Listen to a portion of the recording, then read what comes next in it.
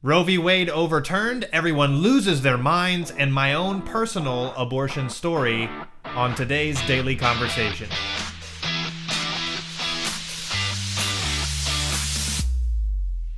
Obviously, today's Daily Conversation is about Roe v. Wade and all of the implications and everything like that. It's all over Facebook, it's all over Twitter, it's every social feed, everywhere. Everyone is talking about this, and they're all over the map. There's the three different groups of people, right? There's the first group of people that says this is an amazing thing, this is the best thing that's ever happened, God is finally going to bless our country because of this. There's the second group of people this is the end of the world, I can't believe this is happening, it's such a step backwards for America. And then there's this third group of people who are kind of halfway between, where they're like, I am for this in principle because I'm pro-life, but at the same time I'm not for this decision because it's affecting women's rights and all of those things. So you have people on all sides of the aisle have very strong opinions about this, and I struggled all day about how was I going to cover this,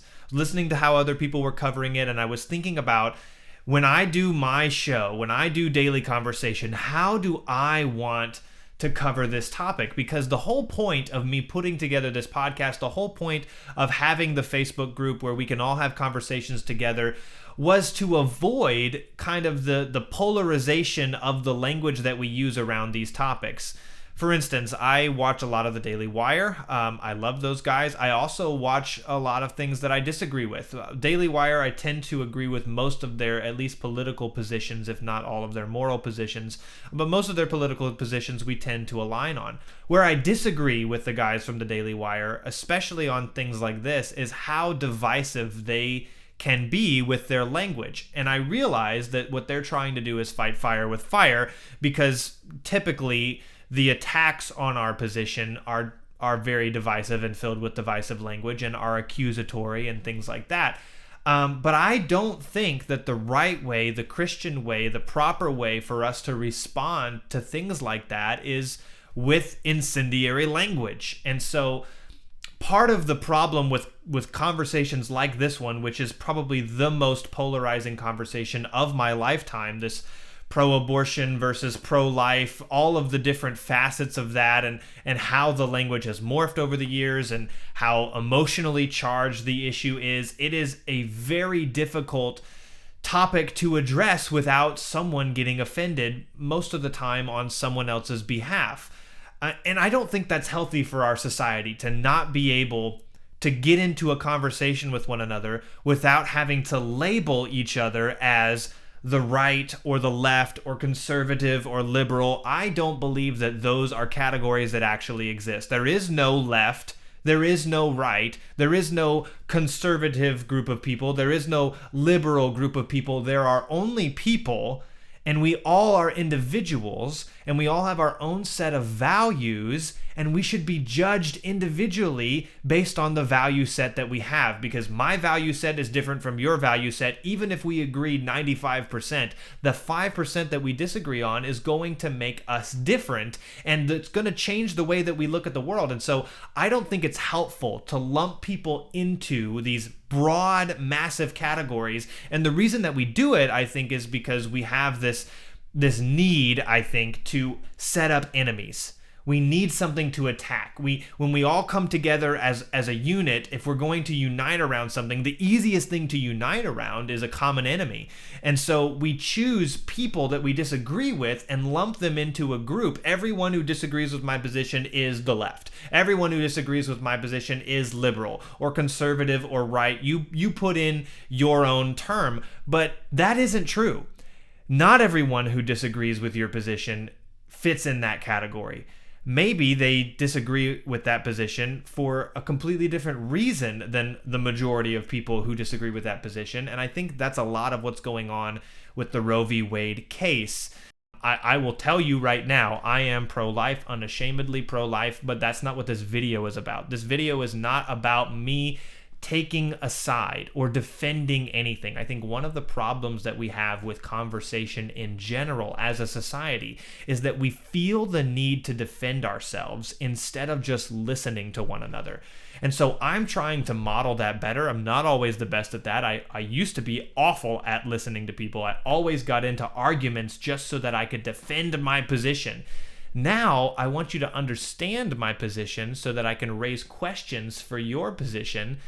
But mostly I want to listen and I want to hear. And so today what we're going to do is we're going to go to the daily conversation on Twitter, on Facebook. We're going to hear what people are saying. We're going to hear them out. And then I just want to tell you my story. And then we can continue the conversation from there. Does that sound good? So let's go to Twitter, because there is a lot of people who are chicken littling this thing and saying the sky is falling. Skip to my Lulu says, I'm seriously struggling to tweet much since hearing about Roe v. Wade. Today is a devastating day for women. I'm shocked to the core. In my mind's eye, I see women needlessly dying where they may have nowhere to turn. I fully support them in the stance of my body, my choice. So skip to my Lulu. I understand that this is a very difficult day for you. I honestly believe that most people who are on the pro-life side and the pro-abortion side of this argument, I believe that you believe that you're on the right side. I don't think there are very many people, and there may be some, but I don't think very many people are using just this as a political vehicle, at least the average person. Maybe some people in higher up politics are just using it as a political vehicle. They're choosing a side that's convenient for their political position. It's not actually a deeply held conviction. But I think people like this, like you, Skip to my Lulu, who are on Twitter saying things like this with all of this emotion, I think you actually believe you're on the right side. And so I want to invite you into the conversation. And that's why I'm reading your tweet right now. I want to invite you and everyone who thinks like you into this conversation. I want to hear why. Why does it shock you to the core? Why is it a devastating day for women? Why do you see women needlessly dying? I assume what you're talking about is women who want to get an abortion now in certain states will either have to travel to states where it's legal or get a risky abortion. And I hope that if you're a woman who wants to get an abortion, I would rather it not be legal in the states where it's legal, but I would much rather you go somewhere where it's legal than do something in a place where it's illegal. Like, you have that option. You can do that right now. May not always have that option, but right now you have that option. And so I'm guessing that that's where you're going with this, that you see women needlessly dying, having nowhere to run. Maybe you're talking about someone who can't go out of state or can't afford this, if you think that it's going to be more expensive in the future. I don't know exactly what your position is, but I understand you believe this is a really bad day and you're having a really bad day. And I'm sorry that you're having a really bad day, and I would like to invite you into this conversation so that we could actually rationally discuss this and talk about, hey, why do you feel this way? Why is this a devastating day for women?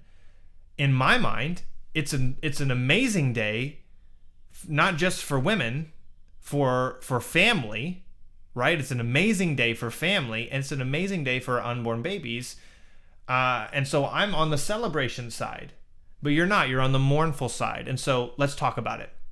Bob says, all humans have a fundamental right to bodily autonomy.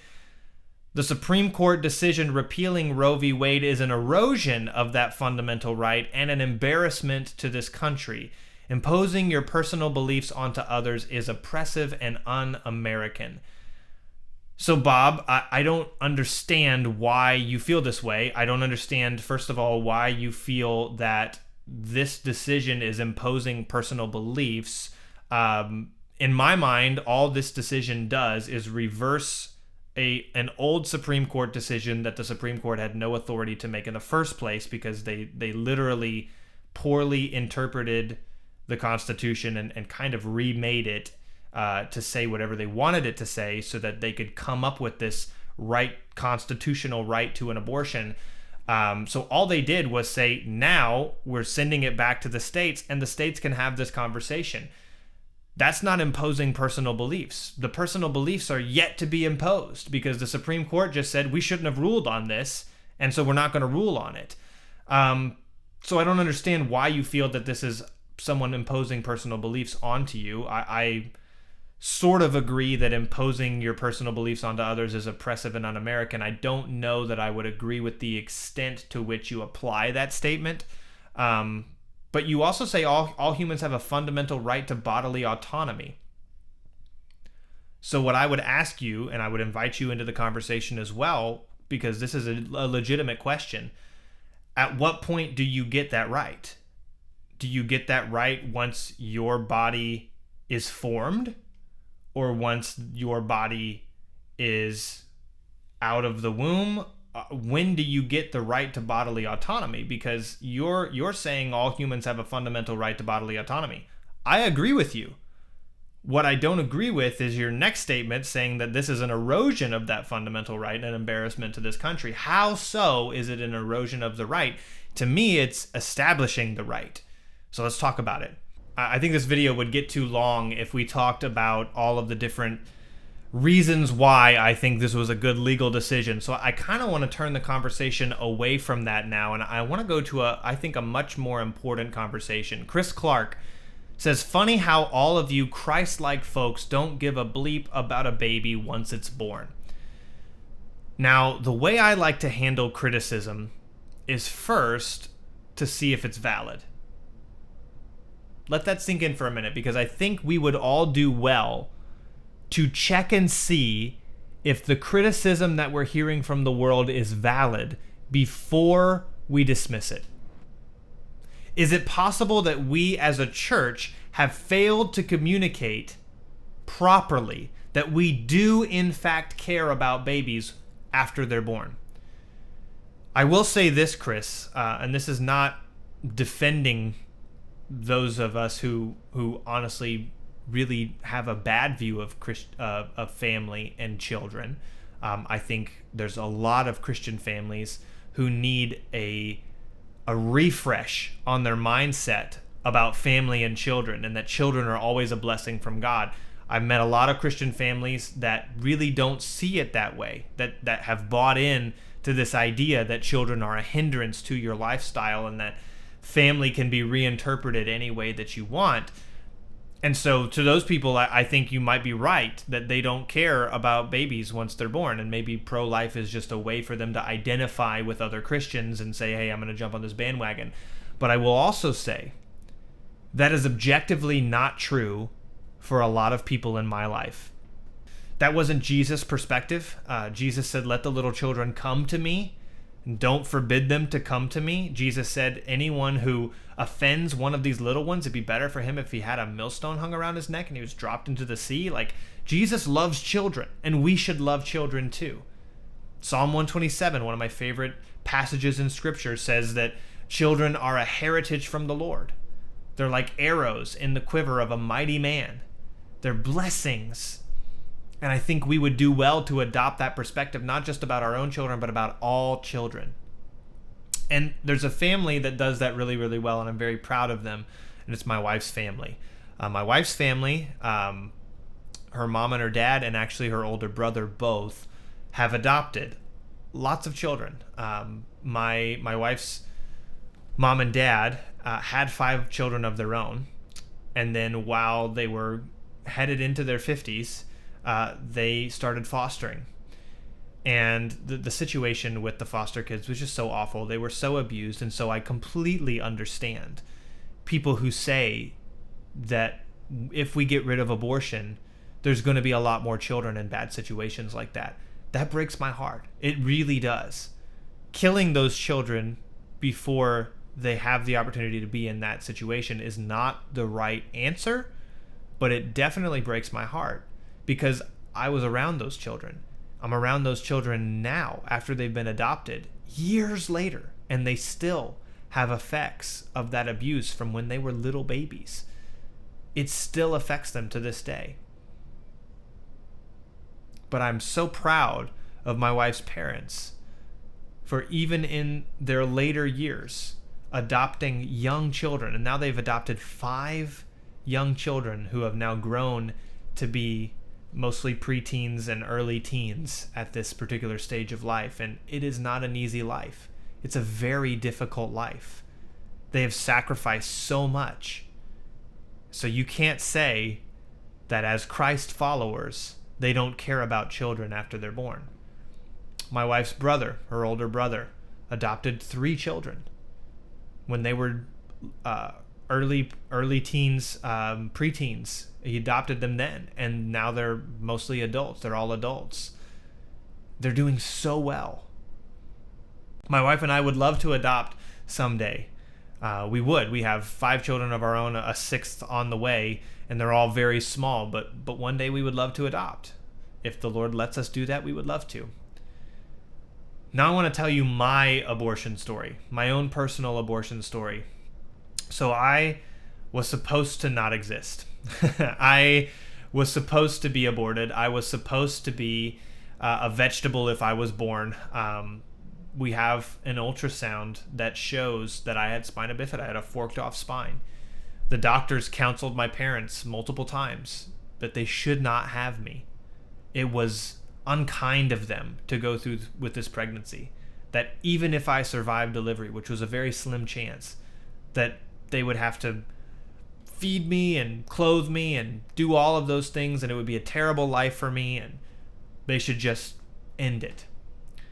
My parents said no. They had a moral reason not to do that. They believed that abortion is killing a life, ending a life. And they said, we're not going to do that. If this is the baby that God wants us to have, then this is the baby that we're going to have.